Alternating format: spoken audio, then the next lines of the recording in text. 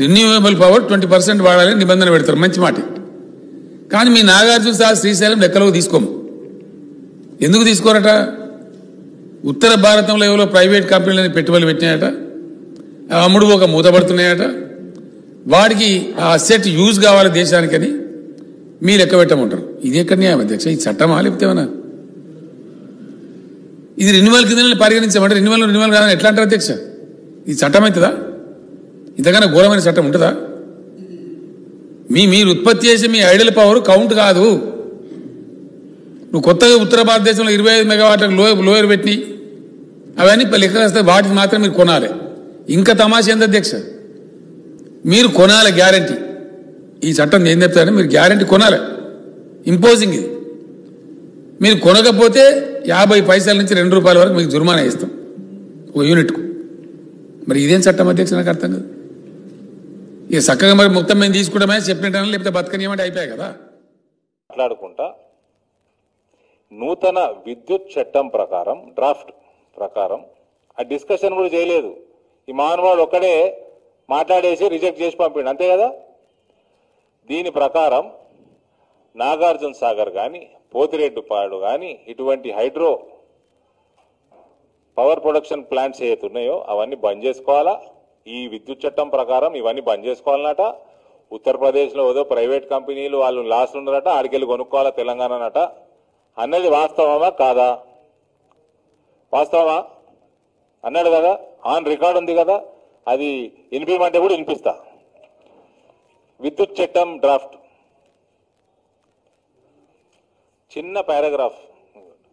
National renewable energy policy.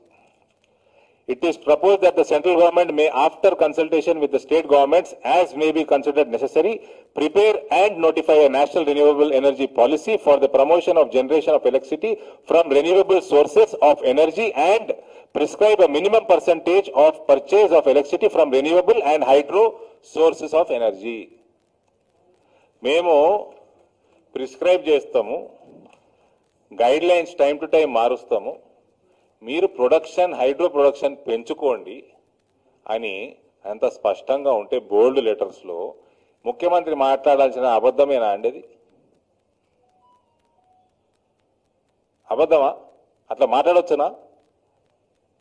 వీళ్ళు మరీ అబద్ధాలకి కూడా చిన్న చిట్కా అబద్ధాలు రాజకీయ నాయకులు ఎప్పటి నుంచో మాట్లాడతారు, అది అలవాటు మనకు. ఇదైతే పాలసీలు మార్చేస్తున్నారు, అడ్డగోలుగా అబద్ధాలు చెప్తున్నారు. కాంగ్రెస్ వాళ్ళని కొనుక్కుంటాడు, ఏడికి పైసలు పంపాలో పంపించేస్తాడు.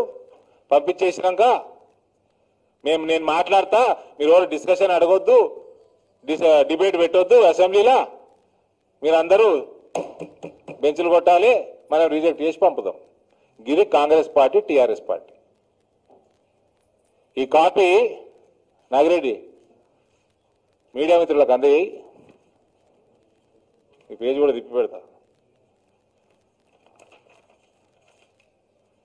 మరీకింత అబద్ధాలు మాట్లాడుతూ ఉంటే ఇది where is the state going? పచ్చి అబద్ధాలు. ఆ మొత్తం చట్టంలో ఎక్కడ బాయికాడ మీటర్ పెట్టాలా రైతులకు అని ఉన్నదో చూపెట్టండి. అందులో మీటర్ అక్షరం లేదు, ఒక వర్డ్ లేదు.